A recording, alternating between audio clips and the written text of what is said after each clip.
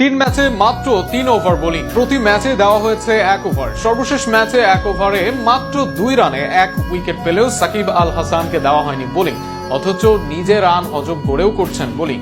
হিংসা না হয় অধিনায়কত্বের ক্ষমতা, বারবার একই কাজ করছেন ইমাদ ওয়াসিম। পুরো ম্যাচে করেছেন ভুলভাল অধিনায়কত্ব। ইমাদের এই স্বেচ্ছাচারী অধিনায়কত্ব নিয়ে বিস্তারিত থাকছে প্রতিবেদন। পাকিস্তান দলে নিয়মিত ছিলেন না অনেকদিন। গত টি-20 বিশ্বকাপেও ভারতের বিপক্ষেও তার ইনিংস হয়েছিল সমালোচিত। তবে এবারের সিপিএলে একদম ক্যাপ্টেন রূপে হাজির হলেন পাকিস্তানের অলরাউন্ডার ইমাদ ওয়াসিম। আর সেই ক্যাপ্টেন্সির কি দারুণ অপব্যবহার করেছেন তিনি। বোলিংয়ে সাকিব আল হাসানের মতো অস্ত্র আছে ইমাদের কাছে, কিন্তু সেটার ব্যবহারই করছে না এই পাকিস্তানি। শুরুর ম্যাচে সাকিবকে দেন মাত্র 1 ওভার, সেখানে মাত্র 6 রান দেন সাকিব। এরপর তাকে আর আনেননি বোলিংয়ে। সে ম্যাচে নিজের 3 ওভার বল করেন ইমাদ। এরপরের ম্যাচেও সাকিবকে ইমাদ আনেন 1 ওভারের জন্য। এবার খরচে সাকিব আল হাসান, কিন্তু খরচে না হলেও ফিরতি হিসেবে সাকিবকে আনা হতো কিনা সেই প্রশ্ন থেকেই যায়।